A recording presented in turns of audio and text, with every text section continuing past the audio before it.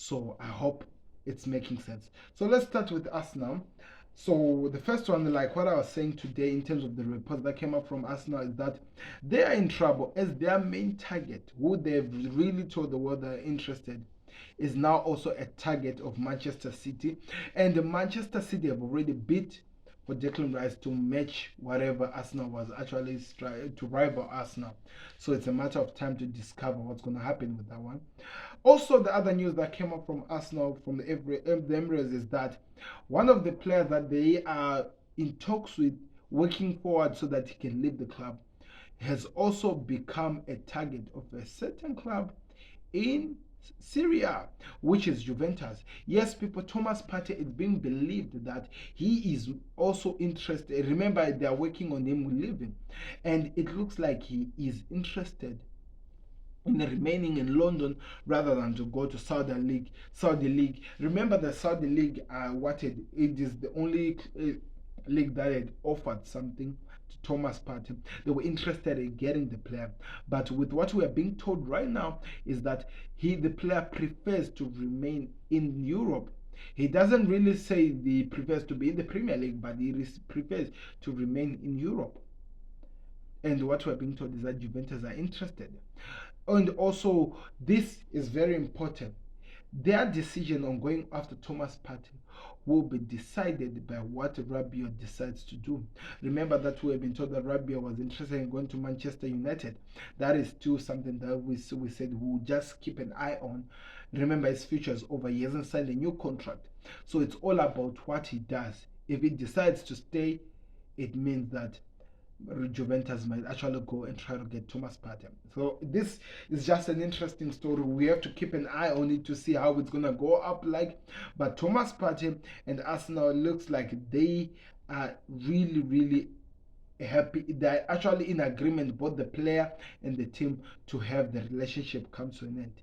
I don't know if the Arsenal fans are happy about that one. I want to hear your thoughts in the comment section. So the other update that we need to give you, remember Kai Havertz, it was officially confirmed that there was an agreement between Arsenal and Chelsea over the fee, and the personal terms was also not a problem. But one thing that is very key when it comes to transfer window, it's the medicals. So it's been believed that during the weekend, the medicals of Kai Havertz will actually take place. He's already an Arsenal player.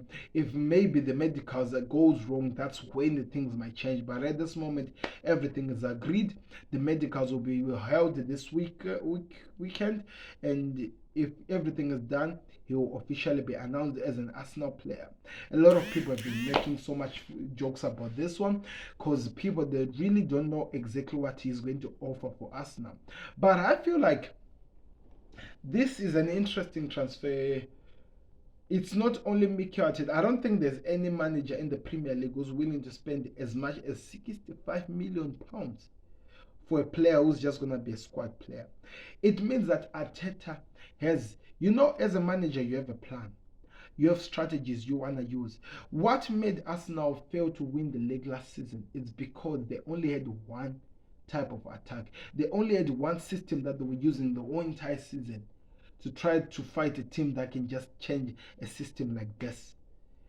And also, it feels like the players that were at Arsenal are players who really struggle so much to come up in a new system. So this means that for them to be there, he has to look for different players who offers a different types of play, which is different from this, which a player can actually install and help the team to actually adjust into something. I'm going to give you an example that if you still remember this. You remember Liverpool of 2018? They would play a 4-3-3 in terms of attacking as their system, where Firmino become the main guy who drops deep, feeds the wingers and stuff like that. But there was something interesting about this team. Every single time Klopp would introduce Xherdan Shaqiri into the team, they would turn into 4-2-3-1, if I'm not mistaken. I don't really remember the formation. But it was because of Shaqiri, the way he was playing. He was introducing another system that Liverpool's basic players had to adjust to so that they can attack differently. So maybe, just maybe, this is me just giving you this thought. Just maybe Arteta is thinking that if he could get this guy, he can offer something different that other midfielders are not really offering, or even strikers, so that he can introduce something new to try and attack. That's my thoughts. That's why he's signing Havertz. So when people just make fun of it and say that it will never work and stuff like that, I'm just saying to you, maybe it's a matter of tactics. Maybe it's a matter of introducing a new type of play which can confuse the opposition that Arsenal will be playing with at that time. And that's why he wants Kai Havertz to introduce another new system to the players so that he's ready to rival anything that a team does it. We have seen this with Pep Guardiola. He has some players that up to now people say that they can never fit to City, but you always see that when they are introduced, it becomes a different City in terms of how they attack and they break down teams. Arteta was just a student under Pep Guardiola. He's now about to apply those tactics. Just wait and see.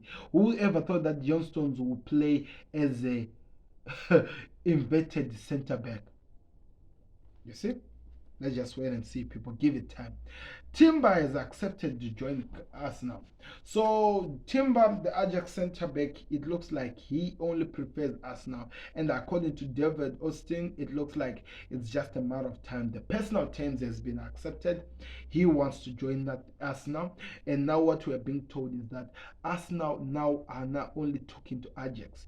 The player side has been done. He prefers them over more, but now it has to be them who has to actually talk to Ajax. It's more like the Mason Mount with Manchester United, that wherever that happens, even Chelsea receives bidding from Saudi, the player only wants United or is going nowhere. So if it is that way, then congratulations to Arsenal, because it looks like they are now introducing a new players into their squad. I don't know. I want to hear your thoughts in the comment section. Are you in agreement with what the business and the transfers that Arsenal are doing? And are you really excited with what they're doing? Let me know your thoughts in the comment section. And please hit the like button if you're enjoying the transfer roundup. And do me a favor, subscribe to the connect as we move on to our next